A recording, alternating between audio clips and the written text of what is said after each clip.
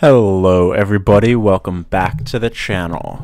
I'm glad to be back recording another video for you. I had fun on the vacation, did a road trip. I don't want to get too much into it because it's not what you come to this channel for.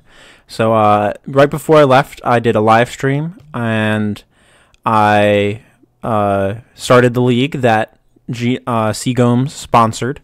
With Yisan Storm, and the first two games were against Tyrannical, a win and a loss. I believe it was a Marath mirror, or he played Marath both games. But unfortunately, we dropped one game there. You can see for the league, I went 3-2. So we're gonna go through the last three games. First one against Shaten, or Shatten. I don't know. I haven't actually checked these replays yet, so we'll see. I'm hoping that they work. So I'm midway through watching Nate's new video as well. Let's get this up. And what was this game? Sorry.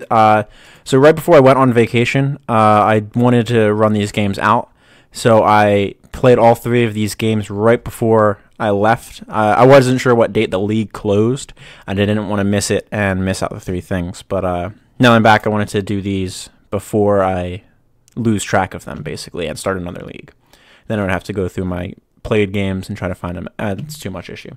So I'm playing against Crown Timna, and I see a potentially good opening hand. So I have a little bit of Storm, I have a little bit of Interaction, and I have Protection for Yisan. And I've noticed a lot of these red-white decks are playing Lightning Bolt, Path to Exile, Swords to Plowshares. Because Yisan and like commanders are legal, they need to be super careful of them. So I'm glad that they were respecting it, but it means I need to play these types of effects. So he goes that. I decide not to go turn 1 Zenith because I have turn 2 Yisan already off Ancient Tomb, if I so choose. I'd rather not. Furthermore, trading my Zenith for a 1-mana removal spell feels pretty bad, especially because Zenith can win me the game by itself if I can get it to resolve at a higher number. So I'm going to stand off on the Zenith. Even though it would mean I can go turn 2 Yisan with Protection, I'm going to play a little bit of a longer game here, which I know against Timna is risky, but I feel like Zenith can win by itself. So I set up green-green. I don't want to expose Ancient Tomb to Wasteland. So this way I'm setting up Yisan plus Ranger's Guile. My opponent, I believe, slams Timna. Fine by me. Perfect. And the way this curves out is Timna's a 2-2, and I can play Yisan with Protection as a 2-3, so Timna won't get into me this turn because he didn't have a 1-drop flyer or something. So I immediately take that line. He goes for Swords, and I'm going to Guile in response to Swords. Unfortunately, he does have Logic Knot. So, all right, so I trade Ranger's Guile for Logic Knot and Swords. All right, so this is the type of card interaction that I want to talk about here. So I traded Yisan, granted, but Yisan's a card that I always have access to. So I traded 1 card for 2 cards. I 2-for-1'd my opponent, but with that play. I lost tempo in the form of losing access to Yisan, but I didn't actually lose a card in that exchange. So it's a 2-for-1 in my favor here. Timna will draw him 1 card this turn, so it'll go back to being parity instead of going back to being instead of him getting advantage over me with Timna. So this will put him back into balance with me. Now, because I drew Whisperwood Elemental, I'm immediately going to slam it. It will automatically give myself an additional creature, so then I'll be up 1 card again. That additional creature can block Timna, even if he removes Whisperwood. So I'm going to go with the Army in the Canner route. Furthermore, without Ancient Tomb, he doesn't have Crown this turn. My opponent plays Bob, all right, and Fatal Push is my guy. But that doesn't mean that he can deal with Whisperwood, and Timna doesn't get in. So now I've traded the Sylvan Library that I manifested, which was a free card. So I was up. We were balanced off Timna, then I was up 1, and now I traded Fatal Push for that. So now I'm remaining up 1, but keep in mind this was a free spell. He had to spend a draw to get this spell.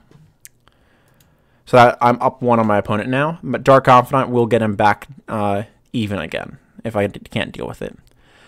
So I believe I Zenith for 5 here. I think I get Slime if I remember correctly, as long as we don't bug. I'm selecting, yeah, I Slime. So I noticed that he missed land that turn because he would have played 4th land or Ancient Tomb into Crown. So he missed land, and I'm going to immediately try to capitalize on it. I can't really cut him off a color because of Mana Confluence, And Shambling Vent and Valk give him the two best colors on different lands, blue and black. So I'm actually going to cut the island here. It takes him off Daze as a notable thing. And he didn't Daze my spell, naturally, so I know he's not on it currently. So now Daze is a bad draw because he can't get a free spell off of it. And Mana Confluence is going to keep dealing him damage. I want an attacking plan here. I'm not playing to combo and kill him with 30 plus damage in one swing. So every little bit of damage hurts him, which is ideal for me. And he's playing Bobbin. Furthermore, Tymna's also not attacking. So he can't gain life. He's losing life to make mana, and he's losing life to Bob. His reveal was a Glint Sleeve Siphoner, so he didn't hit land off the Bob. He might have drawn it for turn, City of Brass. So now we know that this was his draw for turn. Sword of Feast and Famine. He sees that I pushed Slime out, so I'm sure he feels pretty safe about this now because I've spent a Green Sun Zenith to get Slime. That's a Staff of Domination as the manifest. So I swing with everything. I'm going to keep Slime back because it's my best blocker. And then I'm going to Reclamation Sage his sword. So I make two plays that turn. I Rec Sage the sword, slam Titania down, and I believe after seeing Command Tower, I think he just realizes that he's under too much pressure here. Next turn, I'm going to be able to produce mana. I can't turn this face up, I don't think. I don't remember. I think if it's not a creature, I can't turn it face up. Otherwise, I would be able to conceivably go infinite on my turn. 1, 2. No, I'd be untap target creature. I'm too short of being able to go infinite with Priest. But I have Benefactor's Drought to draw a card, cycle through my deck, Scrib Ranger to repeatedly block Crown because it's pro blue.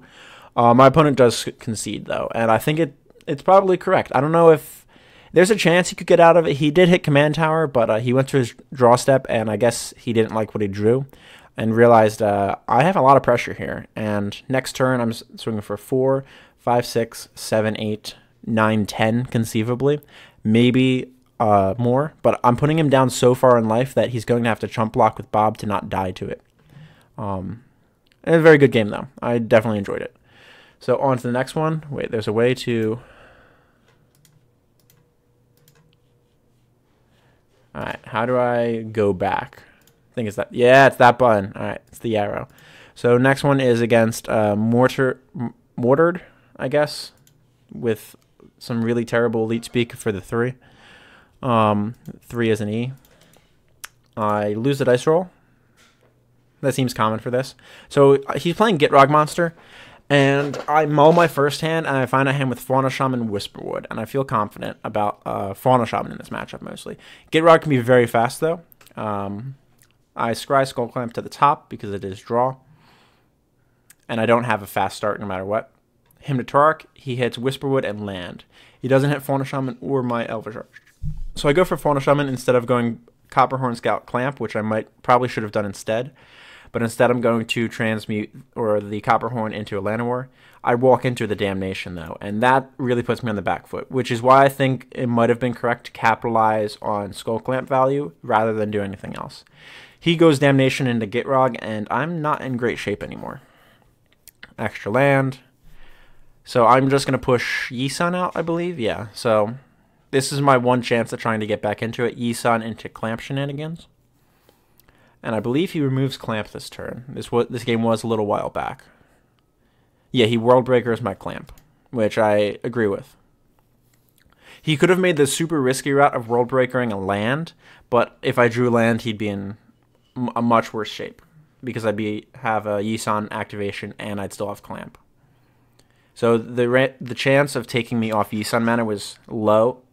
So I agree with his decision to remove my Clamp there. It's my best way of getting back into this game. He dismembers. Thankfully, I have protection in response because I have that 4th land. And I get Tribe Scout because my intention is to get Scrib Ranger and start doing my untap shenanigans. This means I'll get another Yisan activation on his turn. I make a mistake. I forget to do it in his upkeep to Yisan for 3 into Reclamation Sage to deal with Sylvan Library. But I don't get punished, and he doesn't take any cards off of it, which I think is incorrect. So I Yisan out a Wood Elves instead. I'm going to accept that he has Sylvan. And I just want to get the ramp going. And I'm going to keep chump blocking Gitrog Monster. I am at 8 life here. So we get Titania going. And more mana is produced. Sakura, I don't care. Forest. So that is not what I really wanted to draw there. So I check my mana, 6 mana, activate Yisan, untap. I think for a second I open my deck to find out what should I go for 5/5, and I decide that I should, and I keep Sakura Tribe Scout tapped here. So I go for Seaborn Muse and Acidic Slime to deal with the library, because I'd rather have Acidic Slime as a blocker against Gitrog Monster. Force him to have to do it again. So I start going really wide here, and I think it's the correct play, because I think my deck can go wider than his Gitrog Monster can, and I can keep creating fuel to block this indefinitely. So he goes for Crop Rotation. I think in response I activate Yisan here. Yeah, I do. To get Great Oak Guardian and pump my team. It also untaps Yisan. I don't remember why I did that in response. Yeah, I don't know why I did that in response. I think I was preemptive in that. I should have tried to bait him into attack and then Great Oak Guardian, so that way I can kill like Titania. Actually, Titania wouldn't swing. Probably Gitrog alone would swing. I do have the Slime though, so this might have been preemptive.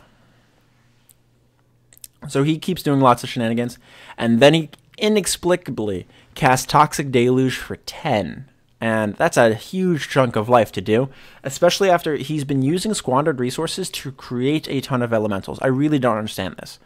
But I think he must have done the math and realized Yisan will be able to... so I'm going up to 7 here, I believe. Yeah, up to 7. So I'm 1 off being able to Crater Hoof to save the team, unfortunately. So instead I go for Regal Force to at least capitalize on my massive field. I think I might untap a land or something. I don't know. So down goes the field. He restores a land, casts Liliana, and truthfully, board wipe into Planeswalker feels pretty good if you're him, I gotta say. So I'm gonna Azusa. I play Protection for Azusa, Elfish Archdruid, and now I'm gonna Chrome Mox away the Sylvan Library. I know it's inexplicable, but I'm only at 8 life. The selection's not great at that point. I can't take an extra draw because then I'm dead to 1 swing from Gitrog Monster instead of having 1 ability to save it. He goes up with Liliana, fine by me. Liliana's at 2, or does he go? No, he goes down to bring something back. Card size, auto size cards. There we go. So I swing both at Liliana. He chumps there. I regenerate that, and Liliana goes down. I can't let Liliana stick around. I use a forest, untap Archdruid, make a ton of mana, and drop Yisan into play. I don't have protection, but at least I have Yisan going again. The thing is, Gitrog came down faster than I was anticipating, and he's up to 6 cards already.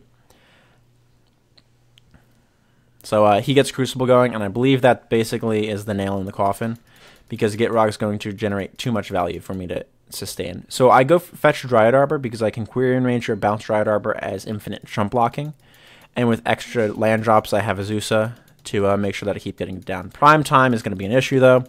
I don't have Yisan. He had the removal for Yisan. I draw dead.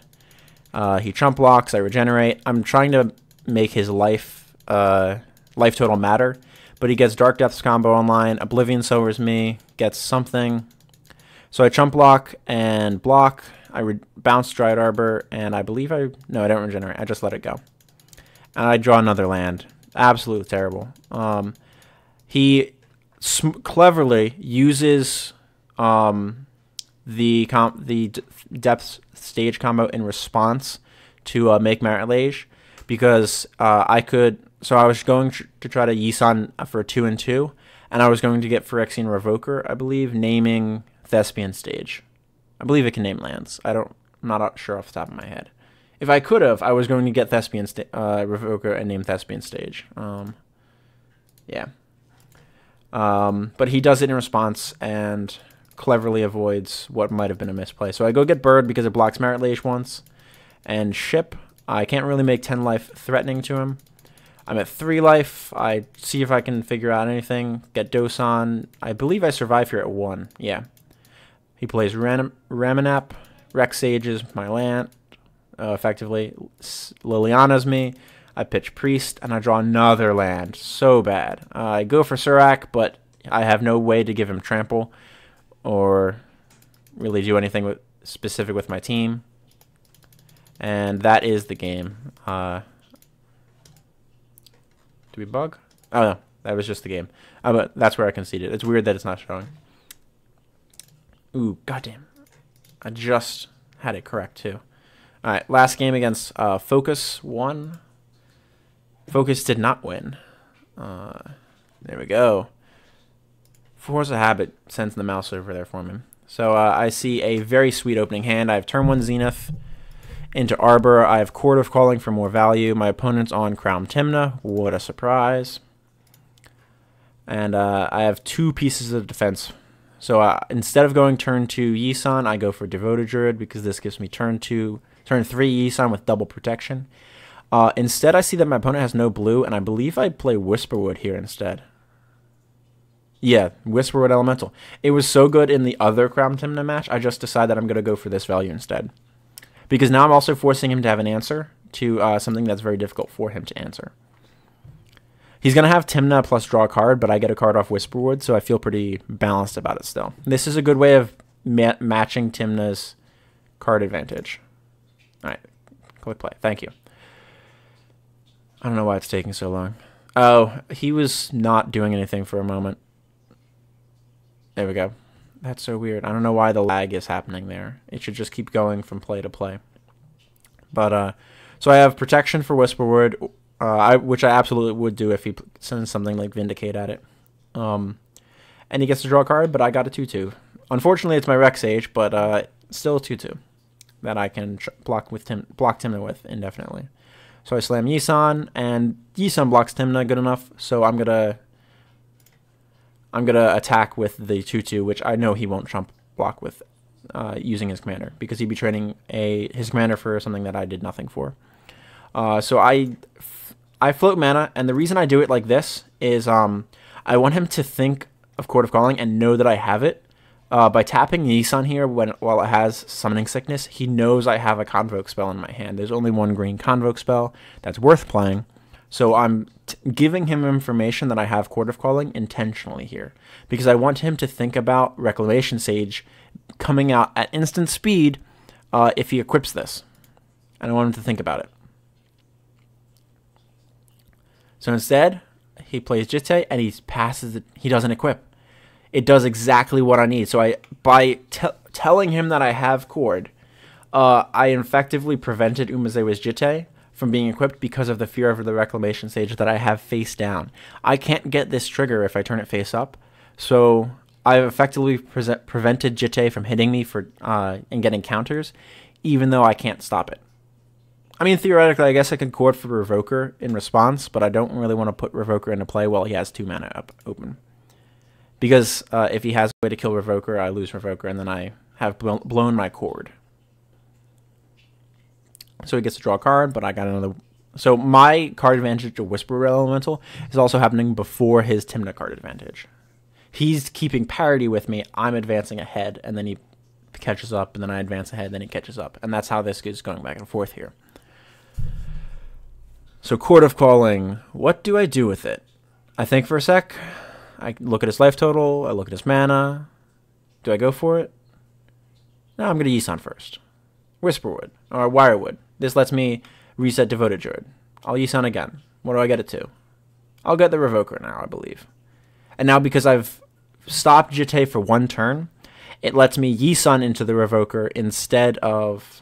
I do get Revoker here. Instead of having to spend the Chord for it.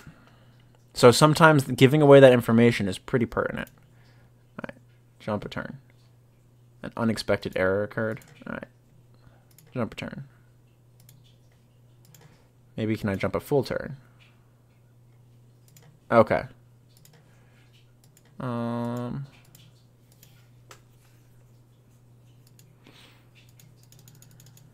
This is really strange. Is this an error with MTGO?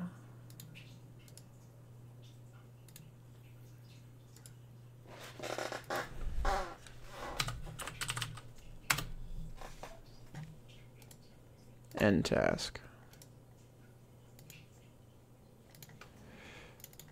That was weird. We're going to jump back into that game. I don't know if that's an error with the gameplay or not.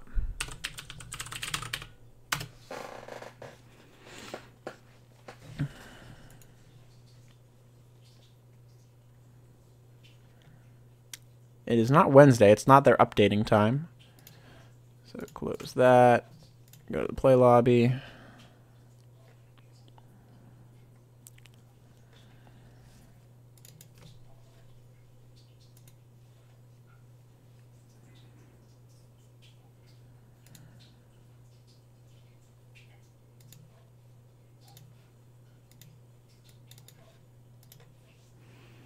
Alright.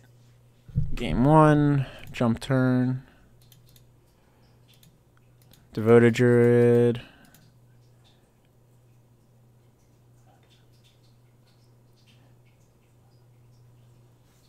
Wow. I believe I've crashed MTGO. Interesting. Alright, well, you can sort of see over here.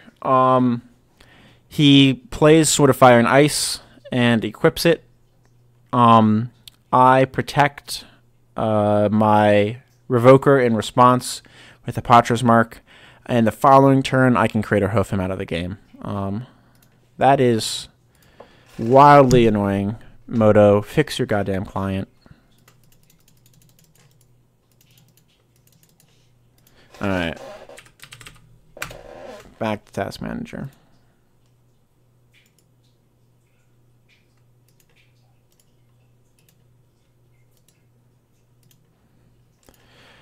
So that is the game. Unfortunately, Moto's client is frustrating, to put it nicely. I'll log into Moto twice during one video. It's absurd. Alright, I hope you guys and girls all got to enjoy the last 3 games with the Yisan Storm deck. I have a couple brews that I think I might test in a league. Right now I have a Geist of St. Traft brew on the, in my collection. I'll just pull it up real quick. I'm not going to talk about it too much. But let me know in the comments down below what you want to see in the next league. I have 2 more that have been sponsored by Seagomes. And because it was sponsored by a community member, I want the community to sort of have an input in what you want to see. I'm not going to play the Yisan decks in another league on that because I've already done them.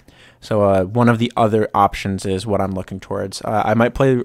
My first thoughts are going to be Geist, Maren, or Sultai or Rashmi. The Surak's more of a casual type of build. I'll pull it up just so you can see. I don't think it's combo. I haven't actually looked at the Surak deck in 2 weeks or so. So this is the Surak. It's very tempo-based. It's actually a control deck. I don't really use his creature spells can't be countered. It's just control and with an uncounterable finisher. It's really a lot of fun to play, but I think it's not the best control deck right now. It might be fun, though. The Geist deck is straightforward stacks control. It wants to play this Ravages or Cataclysm very, very quickly. It's fun to play, but it runs out of steam very quickly. So it's more of a risk on a hand because you're banking on Geist's speed to make up for the fact that you run out of gas. And I think that's not the best way to play the deck. So I'm not as good with the tempo builds because you have 5 turns to finish the game. Like, you want it to be decided on turn 4 or 5 if you're going to win. And after that point, there's really no recovery. And I think it's the fact that this deck doesn't recover well, which is what dissuades me from it. Sultai Sidisi, on the other hand, recovers extremely well. It's a very powerful opposition deck. It's straightforward. I think you guys have seen it on my channel a lot. I've been tweaking it a lot. I don't think Earthcraft belongs, but it's fun to play. The Nin deck, which is also not terribly strong yet, but I know Brian Weissman is doing a lot of work on Nin. It's a lot of fun to play. It also sort of suffers from the risk of not having a great recovery plan. Furthermore, Nin suffers from the current prevalence of targeted hate on creatures because Yisan's been legalized again. Nin sort of suffers from that product as well. Furthermore, you're in blue-red. Other decks are in blue, red, black, white. So they're adding 2 strong colors into the color identity as well. Maren. This is the current Maren deck. I'm going to actually be editing it a little bit after this video and seeing which other directions we might be able to take it. It might be fun. As far as casual, there was a deck here. I love Moto sometimes. So I was working on a Aiden Oakenshield EDH deck for just multiplayer. I have a lot of highly competitive decks for my local meta, and every now and then people aren't really big fans of them.